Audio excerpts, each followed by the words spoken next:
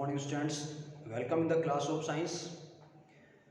पिछली क्लास में हम बात कर रहे थे चैप्टर नंबर 6 की, और चैप्टर नंबर 6 में हम बात कर रहे थे रासायनिक अभिक्रियाओं के प्रकारों की। लास्ट जो प्रकार हम डिस्कस कर रहे थे वो था ऑक्सीकरण एवं अपचयन अभिक्रियाएं। ऑक्सीकरण एवं अपचयन अभिक्रियाएं, तो इन दोनों अभिक्रियाओं की हमने परिभाषा की बात कर ली थी। एक बार फिर से मैं रिकॉल करवाना चाहूंगा आपको। देखिएगा, ऑक्सीकरण का मतलब है ऐसी अभिक्रियाएं जिनमें O2 का यानी कि ऑक्सीजन का तो योग होगा और हाइड्रोजन का निष्कासन होगा। फिर से सुनिएगा, वे अभिक्रियाएं जिनमें ऑक्सीजन का योग होता है, साथ ही साथ हाइड्रोजन का निष्कासन होता है, ऑक्सीकरण अभिक्रियाएं कहलाती हैं। इसके विपरीत हम अगर बात करें अपचयन अभिक्रियाओं की, वे अभिक्रियाएं जिनमें हाइड्रोजन का योग होता है तथा ऑक्सीजन का निष्कासन होता है, अपचयन अभिक्रियाएं कहलाती हैं। यानी अपचयन में हाइड्रोजन का योग होगा और ऑक्सीकरण का निष्कासन होगा।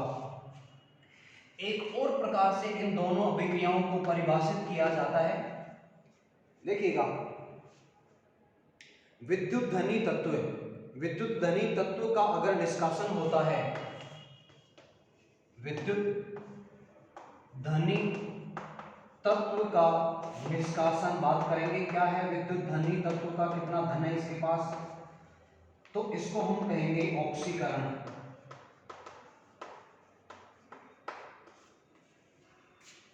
एग्जाम्पल की अगर हम बात करें, देखिएगा उदाहरण हम लेंगे किस प्रकार से विद्युत धनी तत्व का निष्कासन होगा। मान लीजिए हमारे पास कोई यौगिक है Ki, जिसको कि पोटेशियम आयोडाइड कहा जाता है। Ki को हम कहते हैं पोटेशियम आयोडाइड। ये आपका है पोटेशियम आयोडाइड। तो देखिए, पोटेशियम आयोडाइड की क्रिया जब हम करवाएं, मान लीजिए हमने यहाँ अभिक्रिया करवाई है किसी दूसरे तत्व के साथ में, और दूसरा तत्व हम यहाँ ले सकते हैं। मान लीजिए हमने यहाँ लिया I है, यहाँ पे ये K है, और हमने यहाँ पे ले लिया है एल्यूमिनियम को, हमने यहाँ Al को लिया, तो क्या होगा, हालांकि Al की क्रियाशीलता पोटेशियम से कम है तो ये अभिक्रिया नहीं करेगा, चेंज आपको करना पड़ेगा। तो यहाँ Ki को भी अपन चेंज कर सकते हैं क्योंकि Ki से ज्यादा क्रियाशील कोई तत्व है नहीं। तो हम अगर यहाँ पे लें लिथियम अगर लें तो अभिक्रिया हो सकती है। उस केस में क्या होगा, लिथियम पोटेशियम को विस्थापित कर देगा, यानी K का यहाँ से निष्कासन हो जाएगा। और K क्या है, K जिसकी की संयोजकता होती है +1 संयोजकता होती है K की, तो ये विद्युत धनी तत्व का यहाँ से निष्कासन होगा, तो इसको हम कहेंगे ऑक्सीकरण। चलिए दूसरा एग्जांपल लेते हैं कि यहाँ पे क्रियाशीलता जो है K की ज्यादा है, इसलिए K को कोई दूसरा तत्व आसानी से प्रतिस्थापित नहीं कर सकेगा। मान लीजिए हमने एग्जांपल लिया CaCl2, और CaCl2 की क्रिया हमने करवाई है K के साथ में। तो देखिए इस केस में क्या होगा, K की क्रियाशीलता ज्यादा है तो K Ca को प्रतिस्थापित कर देगा। देखिए क्या बनेगा, KCl + Ca पृथक हो जाएगा, यानी यहाँ Ca का निष्कासन हो गया है। Ca जो विद्युत धनी तत्व है, और विद्युत धनी तत्व के निष्कासन को हम कहते हैं ऑक्सीकरण। इसी तरह से विद्युत धनी तत्व के योग को हम कहेंगे अपचयन। कैसे, Cl2 की हमने क्रिया करवाई है Na के साथ में। यहाँ देखिए क्या हो रहा है, ये विद्युत धनी तत्व मतलब विद्युत धनी तत्व का मतलब ऐसे तत्व जिनकी संयोजकता प्लस में होगी उनको कहेंगे विद्युत धनी तत्व। एक होते हैं विद्युत ऋणी तत्व, ऐसे तत्व, ऋणी का मतलब ऋणायन, जहां संयोजकता माइनस में होगी उनको कहा जाता है विद्युत ऋणी तत्व।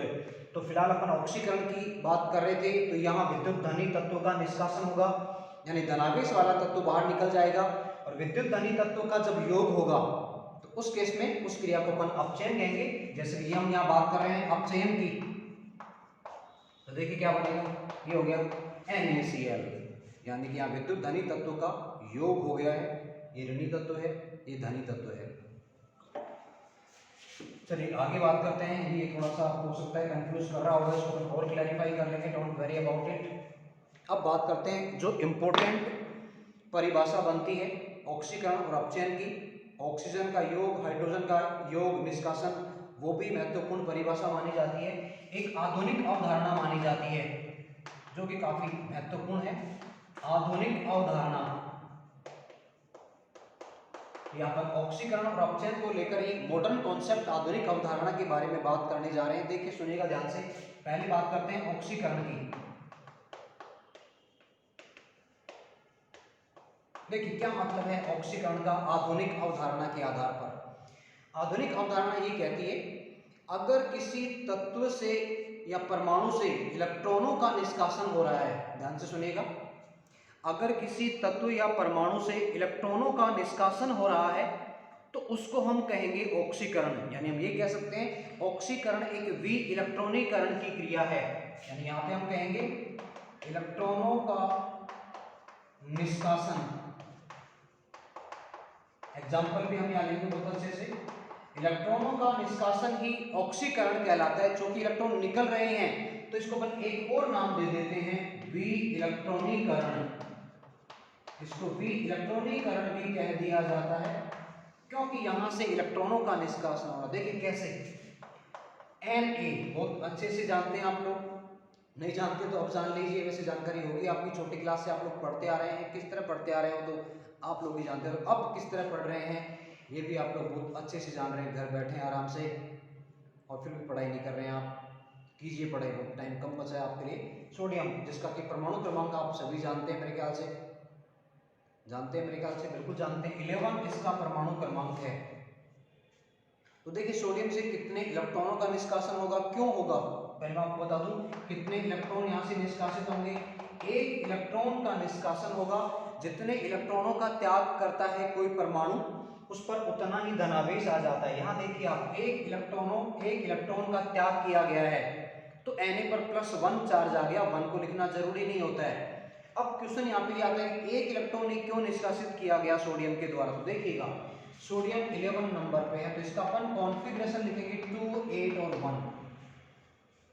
ट्रिक बताई थी मैंने आपको कि कैसे हम किसी परमाणु की संयोजकता का निर्धारण कर सकते हैं। देखिएगा यहाँ देखिए सबसे भारी जो कोश है ये K हो गया, ये L है, ये M हो गया।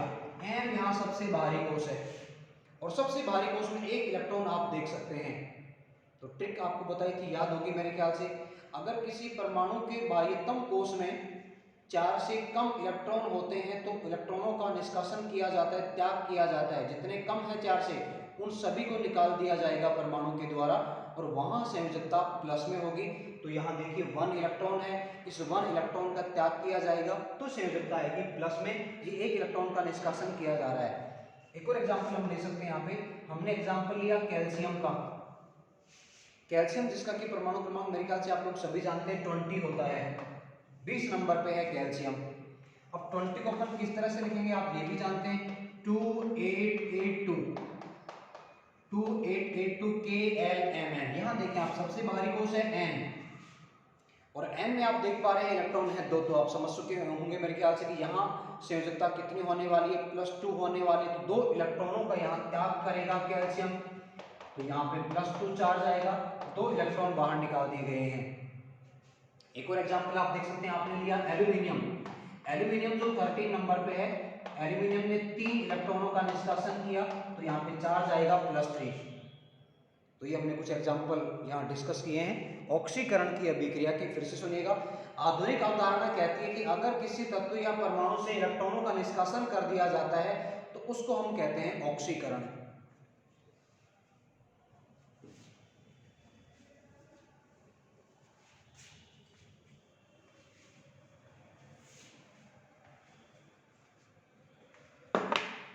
आगे देखिएगा, अब बात करते हैं अपचयन की। देखिए अपचयन क्या कहता है, इलेक्ट्रॉनों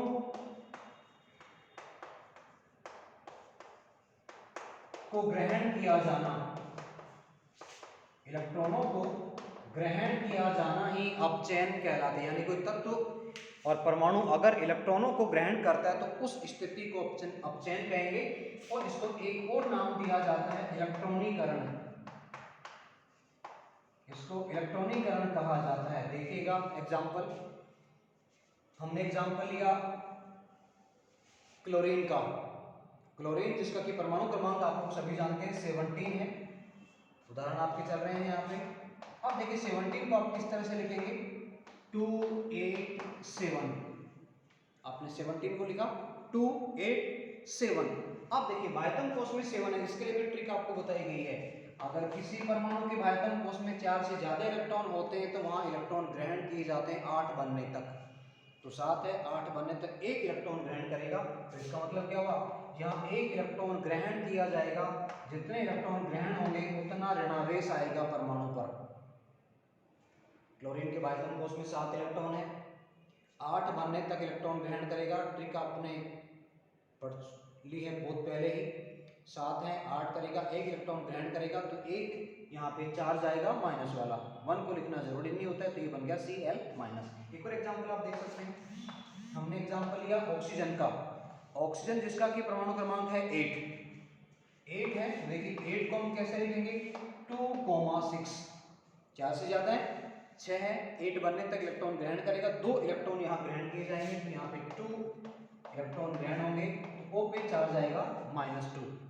तो आप देख सकते हैं इलेक्ट्रॉन जब ग्रहण किए जाते हैं तो उस स्थिति को इलेक्ट्रॉनीकरण कहा जाता है। इलेक्ट्रॉनीकरण की जो क्रिया है वो अपचयन को परिभाषित करती है।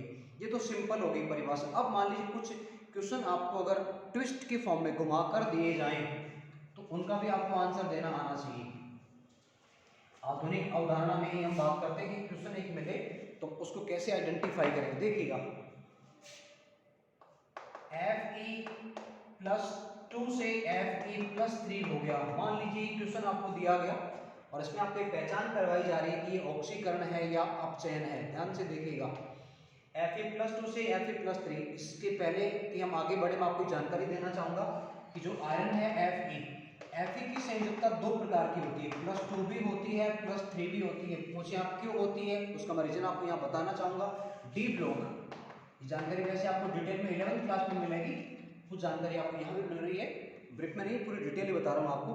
डी ब्लॉक अगर किसी एलिमेंट में आ जाता है तो वहां संयोजकताएं परिवर्तनशील हो जाती हैं, यानी एक से ज्यादा संयोजकता बनना प्रारंभ हो जाती है और उस स्थिति को कहा जाता है परिवर्तनशील संयोजकता, या हम कह सकते हैं वेरिएबल वैलेंसी। उसको हम कह सकते हैं वेरिएबल वैलेंसी।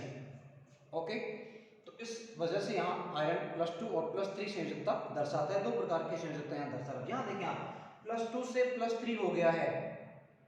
ध्यान दीजिएगा धनावेश कब आएगा, जब इलेक्ट्रॉनों का त्याग किया जाता है। और एक सिंपल सी बात आपको बताना चाहूंगा, जब जब इलेक्ट्रॉनों का त्याग किया जाएगा धनावेश बढ़ेगा, यानी इलेक्ट्रॉन जब निष्कासित किए जाएंगे तो धनावेश की मात्रा में वृद्धि होगी। तो आप समझ सकते हैं ये कौन सी अभिक्रिया है, ये ऑक्सीकरण की अभिक्रिया है।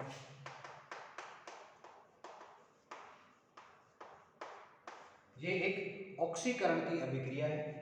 इसके अलावा एक और एग्जांपल अगर उसको अपन उल्टा करें, Fe+3 से Fe+2 हो गया। अब तो आप समझ सकते हैं अगर धनावेश में कमी हो रही है तो वो होगा अपचयन।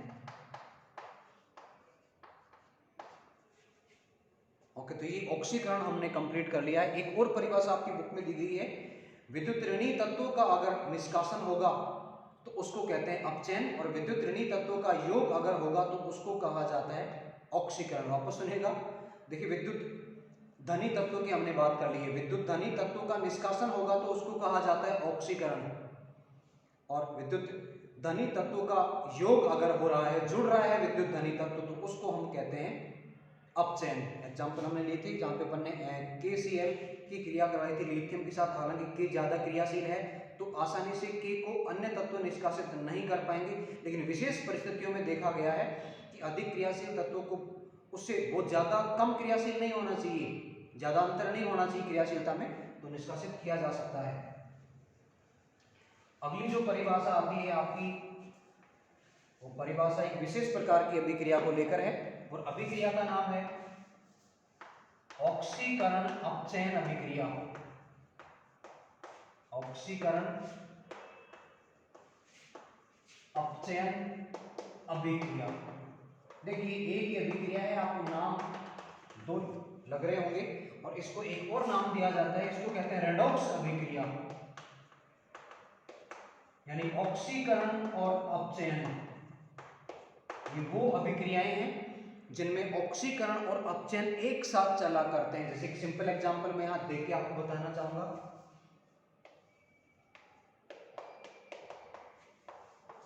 देखिएगा, ये आपका क्यूप्रस ऑक्साइड, क्यूप्रस ऑक्साइड की क्रिया हम करवा रहे हैं हाइड्रोजन के साथ। रेडॉक्स अभिक्रिया चल रही है आपकी, क्यूप्रस ऑक्साइड की हम क्रिया करवा रहे हैं हाइड्रोजन के साथ। सक्रियता श्रेणी को आपको ध्यान में रखना पड़ेगा। अगर आपको याद हो तो देखिए, H पहले आता है, कॉपर नीचे आता है, हाइड्रोजन ऊपर है, आपको याद हो ये सीक्वेंस है। तो H ऊपर है, Cu नीचे, ऊपर वाला जैसे पोटेशियम सबसे ऊपर है तो पोटेशियम की क्रियाशीलता सबसे ज्यादा होती है। तो यहाँ देखें, हम इन दोनों को अगर देखें तो H Cu के ऊपर, तो H की क्रियाशीलता Cu से ज्यादा होगी, इसलिए H Cu को प्रतिस्थापित कर देगा। तो देखिए क्या बनेगा, ये H2O प्लस Cu बनेगा, H2O प्लस Cu। अब आप देखेंगे, देखिए CuO से बना है Cu, यानी CuO परिवर्तित हो गया है Cu में। तो यहां से क्या गायब हुआ है, यहां से ऑक्सीजन का निष्कासन हो गया है। और जब ऑक्सीजन का निष्कासन होगा, ये आपका हो गया है ऑक्सीजन का निष्कासन, और ऑक्सीजन के निष्कासन को कहा जाता है अपचयन। तो अपचयन यहां पे हो रहा है। ऊपर देखें आप, इसको देखिएगा, H2 परिवर्तित हो गया है H2O में, H2O में परिवर्तित हो गई, यानी यहां पे हो रहा है ऑक्सीजन का योग। और बहुत अच्छे से आप लोग जान चुके हैं, ऑक्सीजन के योग को कहा जाता है ऑक्सीकरण।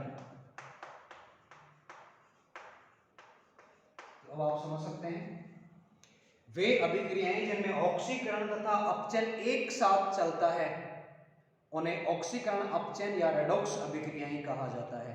कुछ एग्जाम्पल हम और आगे वाले वीडियो में डिस्कस करेंगे। आज के लिए इतना ही। Thank you so much.